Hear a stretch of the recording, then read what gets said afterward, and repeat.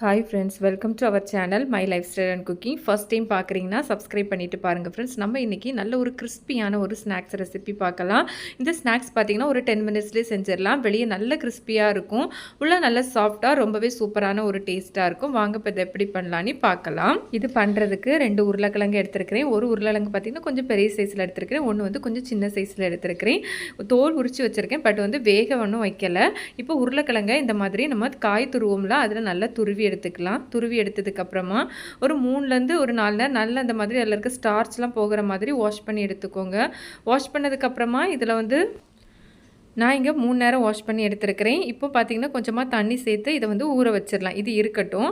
அந்த டைமில் நான் வந்து ஒரு பேனை வந்து ஸ்டவ்வில் வச்சுருக்கிறேன். பேன் நல்லா ஹீட் ஆனதுக்கப்புறமா ஒரு 2 டேபிள் ஸ்பூன் அளவு வந்து ஆயில் சேர்த்துக்கோங்க.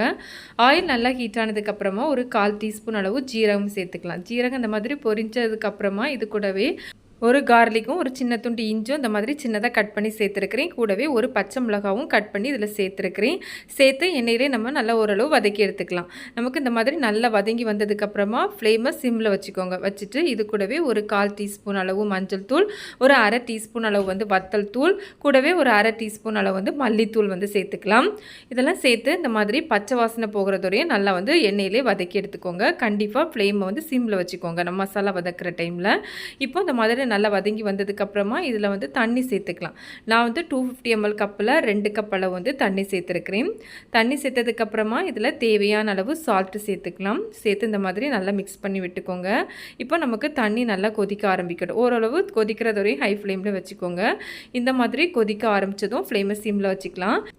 இப்போ இதில் நம்ம ஏற்கனவே உருளைக்கிழங்கு வந்து திருவி வந்து ஊற வச்சுருந்தோம்ல, அந்த உருளைக்கிழங்கை தண்ணியெல்லாம் புழிஞ்சு இதில் வந்து ஆட் பண்ணிக்கலாம். தண்ணியெல்லாம் நல்லா புழிஞ்சு இதில் சேர்த்துக்கோங்க. உருளைக்கிழங்கெல்லாம் சேர்த்ததுக்கப்புறமா ஓரளவு மீடியம் ஃப்ளேமில் வச்சு ஒரு 2 நிமிஷம் வந்து நல்லா ஓரளவு வேகிற மாதிரி 2 நிமிஷம் வந்து நல்லா மிக்ஸ் பண்ணிக்கோங்க. அப்பப்போ மிக்ஸ் பண்ணி விட்டால் போதும். ஒரு 2 நிமிஷம் மட்டும் இருக்கட்டும். இப்போ பார்த்திங்கன்னா ஒரு 2 நிமிஷத்துக்கு அப்புறமா ஃப்ளேமை சிம்மில் வச்சுட்டு இதில் வந்து நம்ம ரவை வந்து சேர்த்துக்கலாம். நான் வந்து 250 ml கப்பில் 1 கப் அளவு வந்து ரவை சேர்த்துருக்கிறேன். வறுத்த ரவை, வறுக்காத ரவை எது வேணாலும் இதுக்கு வந்து நீங்கள் சேர்த்துக்கலாம். சேர்த்து இந்த மாதிரி மிக்ஸ் பண்ணிகிட்டே இருங்க. ஒரு கையில் ஆட் பண்ணி ஒரு கை வச்சு மிக்ஸ் பண்ணிகிட்டே இருங்க. அப்போ வந்து நமக்கு கட்டி எதுவும் இல்லாமல் இருக்கும். இந்த மாதிரி எல்லாம் சேர்த்து நல்லா அந்த பேன்லேருந்து விட்டு வரதும் நம்மள மிக்ஸ் பண்ணி எடுத்துக்கலாம். ரொம்ப டைம் ஆகாது. டக்குன்னு வந்து இந்த மாதிரி ரெடியாகி வந்துடும். இந்த மாதிரி ரெடியானதும் நம்ம வந்து ஸ்டவ் ஆஃப் பண்ணிடலாம். இப்போ நான் ஏற்கனவே வந்து ஒரு ட்ரே எடுத்துருக்கிறேன். இதில் ஆயில் வந்து அப்ளை பண்ணி வச்சுருக்கிறேன். இதில் நம்ம வந்து ரெடி பண்ணி வச்சுருந்த இந்த மிக்ஸை வந்து ஆட் பண்ணிக்கலாம். இப்போ நம்ம இதை வந்து ஒரு ஸ்பேச்சுலா இல்லைன்னா வந்து ஒரு கப்போட பேக் சைடில் கொஞ்சமாக ஆயில் அப்ளை பண்ணிட்டு இந்த மாதிரி ஈவனாக ஸ்ப்ரெட் பண்ணி எடுத்துக்கலாம்.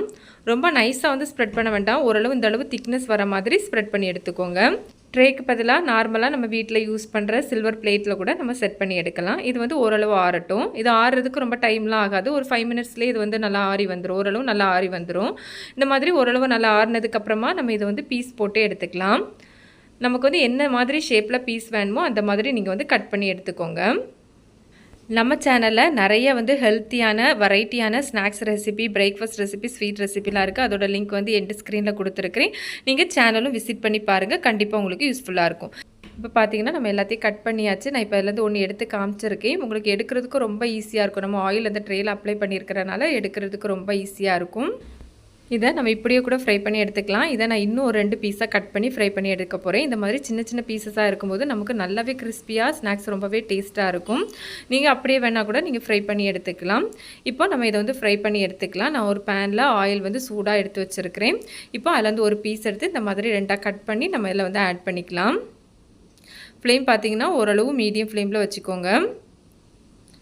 இந்த மாதிரி எல்லாம் ஆட் பண்ணதுக்கு அப்புறமா நம்ம இது வந்து நல்லா ஒரு பக்கம் நல்லா வெந்து வரட்டும்.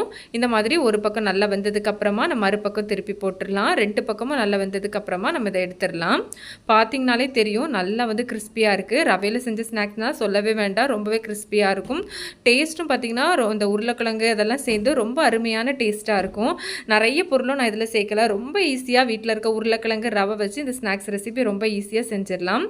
இப்போது இதை போலவே நம்ம எல்லாத்தையும் ஃப்ரை பண்ணி எடுத்துக்கலாம். நம்ம இந்த மாதிரி ஆட் பண்ணுற டைமில் இந்த மாதிரி பிரிஞ்சு வந்த மாதிரி இருக்கும். அது இந்த சைடில் நம்ம வந்து உருளைக்கிழங்கு துருவி ஆட் பண்ணதுனால இந்த மாதிரி சைடில் இருக்கிறது இந்த மாதிரி ரிமூவ் ஆகி வரும். பட் கண்டிப்பாக அந்த ஸ்நாக்ஸ் வந்து உடையவே செய்யாது. பயப்படாமல் செய்யுங்க. பார்த்தீங்கன்னா தெரியும். ஸோ இதை பார்த்து பயப்பட வேண்டாம். இதே போலவே நம்ம எல்லாத்தையுமே ஃப்ரை பண்ணி எடுத்துக்கலாம். ரொம்ப ரொம்ப ஈஸியான ஸ்நாக்ஸு. குழந்தைக்கு ஸ்நாக்ஸ் கேட்டாங்கன்னா, வீட்ல உருளைக்கிழங்கு ரவை இருந்தா ரொம்ப சிம்பிளா ஈஸியா பண்ணிரலாம். உங்களுக்கு பார்த்தாலே தெரியும். நல்லா வந்து கிரிஸ்பியா இருக்கும் வெளிய. நல்ல சாஃப்ட்டா சூப்பரா இருக்கும்.